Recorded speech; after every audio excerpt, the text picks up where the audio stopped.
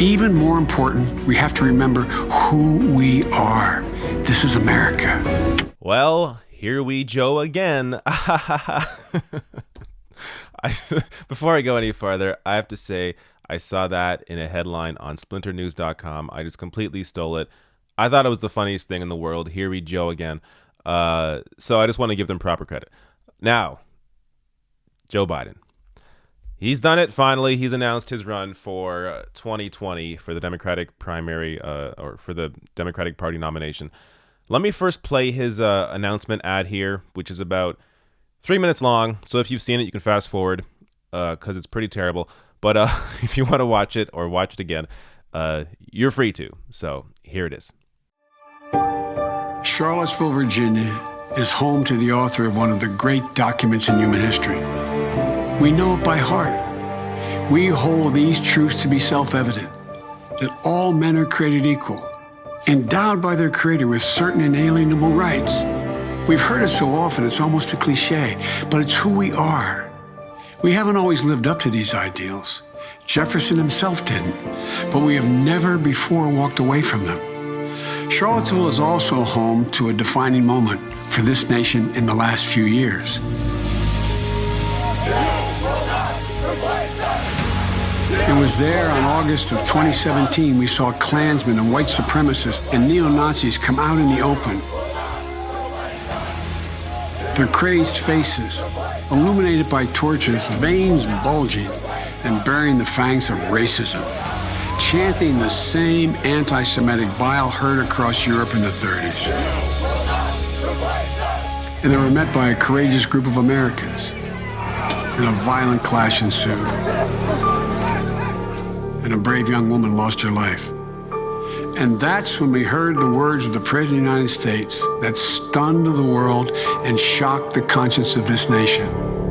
He said there were, quote, some very fine people on both sides. Very fine people on both sides? With those words, the President of the United States assigned a moral equivalence between those spreading hate and those with the courage to stand against it. And in that moment, I knew the threat to this nation was unlike any I had ever seen in my lifetime. I wrote at the time that we're in the battle for the soul of this nation. Well, that's even more true today. We are in the battle for the soul of this nation. I believe history will look back on 4 years of this president and all he embraces as an aberrant moment in time. But if we give Donald Trump 8 years in the White House, he will forever and fundamentally alter the character of this nation, who we are, and I cannot stand by and watch that happen. The core values of this nation, our standing in the world, our very democracy, everything that has made America, America is at stake. That's why today I'm announcing my candidacy for President of the United States. Folks, America's an idea that's stronger than any army, bigger than any ocean, more powerful than any dictator or tyrant. It gives hope to the most desperate people on earth. It guarantees that everyone is treated with dignity and gives hate no safe harbor. It instills in every person in this country the belief that no matter where you start in life, there's nothing you can't achieve if you work at it. That's what we believe. And above all else, that's what's at stake in this election. We can't forget what happened in Charlottesville. Even more important, we have to remember who we are. This is America.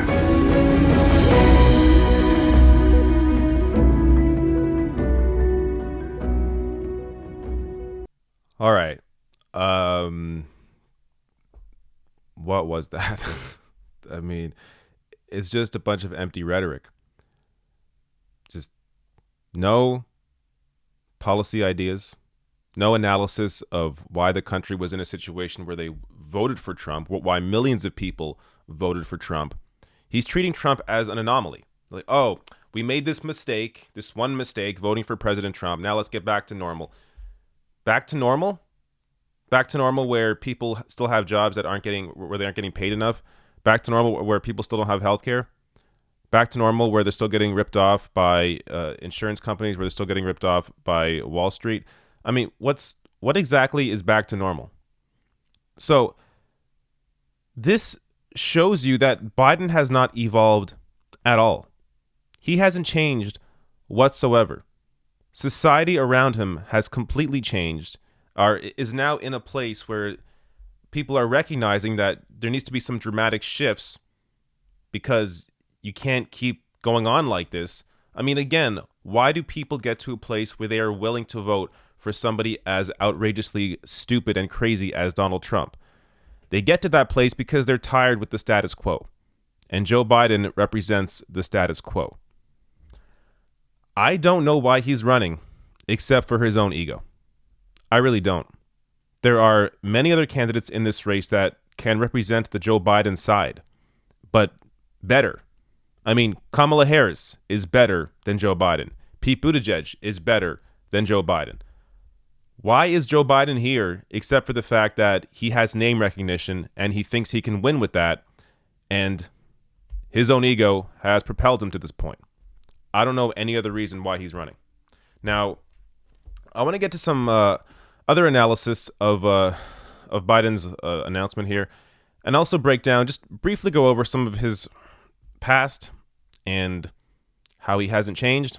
So let me just first read this from New York Mag's Intelligencer. Unlike many of his rivals, the former vice president didn't introduce himself to voters by lamenting the long-term stagnation of middle-class wages, the hidden legacies of white supremacy, the metastasizing climate crisis, or any other policy challenges that predated Trump's time in office. Rather, the vice president chose to put a spotlight on a problem unique to Trump, one that America could have averted by electing literally any other candidate in 2016. The problem of having a president who was uncomfortable unequivocally condemning neo-Nazis.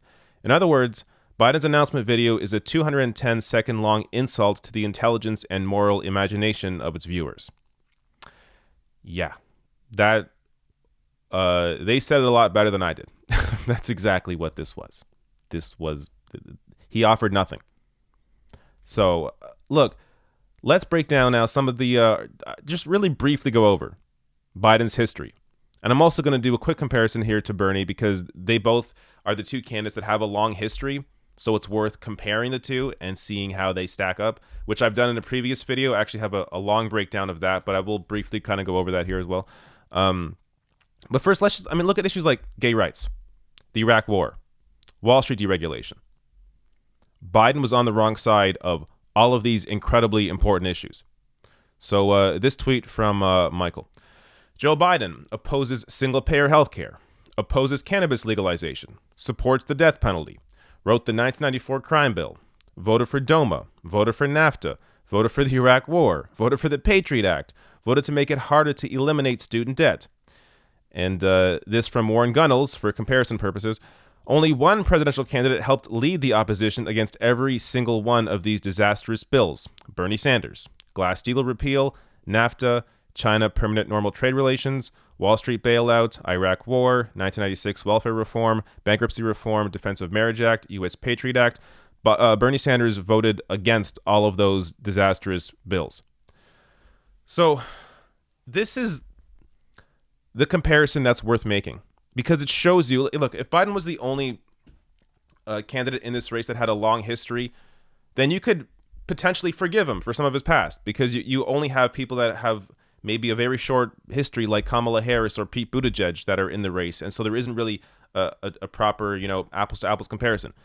But you can actually put Biden's record up against somebody else, in this case, Bernie Sanders. And it showcases how wrong Joe Biden has been and how correct Bernie Sanders has been. For me, the mark of a leader is if you are on the side of an issue before it is popular.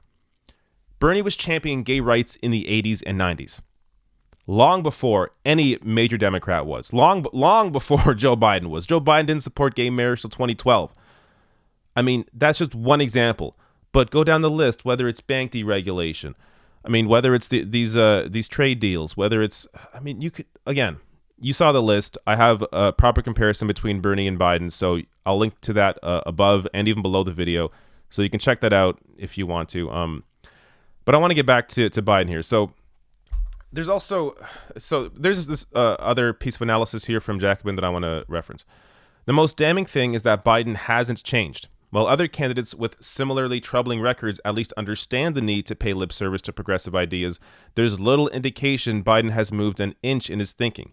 He doesn't think, quote, 500 billionaires are the reason we're in trouble, end quote, and has, quote, no empathy for millennials. He still supports the TPP. He still thinks adding to the conditions that fuel migration is the best way to stop it. He still wants to cut Medicare and Social Security. Which also gets to a point that I'm going to touch on later, but I don't really understand why Biden has support from seniors, except for name recognition. Biden has been openly discussing cutting Medicare and Social Security. I think the problem is the media isn't really talking about that too much. If they did, I got a feeling Biden's support would quickly diminish with older voters. And there's also the issue of Anita Hill. So apparently I saw this story today. So this from the Hill. Biden speaks with Anita Hill. But check this out. Former Vice President Joe Biden, who Thursday announced a presidential bid, spoke with Anita Hill, a Biden campaign aide, said Thursday. Quote, they have spoken, campaign aide Kate Bedingfield said on CNN. She declined to give more information on the private discussion. Hill said last year that Biden had not apologized to her over the issue, according to the Wrap. In recent weeks, several women have come forward to say that Biden touched them in ways that made them feel uncomfortable. I find it kind of odd that Biden's campaign is willing to say that, oh yeah, Biden spoke with Anita Hill, but they're giving no other information.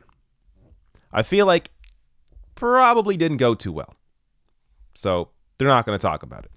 Now, there's also the issue of polling. So we have seen the polls so far. Basically, it's been Bernie or Joe Biden leading in the polls. This most recent poll from Emerson Polling shows Bernie in first with 29%, followed by Joe Biden at 24%, and everybody else under 10%. Now, this is largely right now because of name recognition.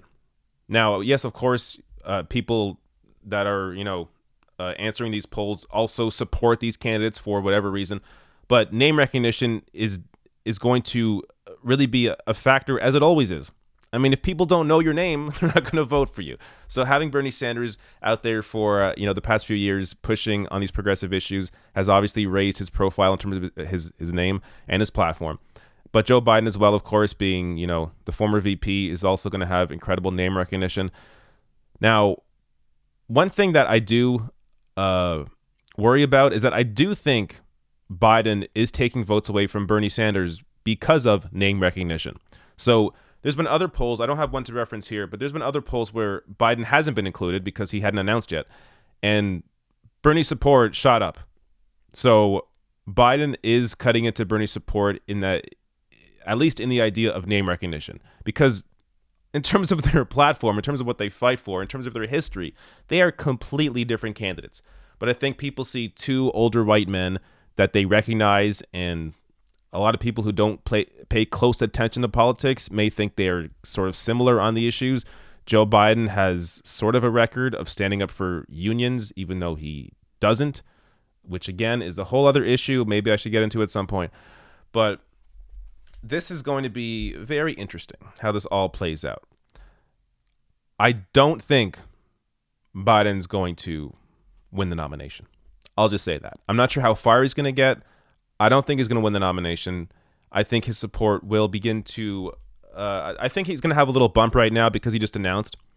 But after a few months, and especially after the debates, when it becomes clear who supports what, I don't think Joe Biden's support is going to last all that much longer. So I hope he's enjoying his time right now at the top because Joe Biden, I'm sorry, I don't think we need too much more of you.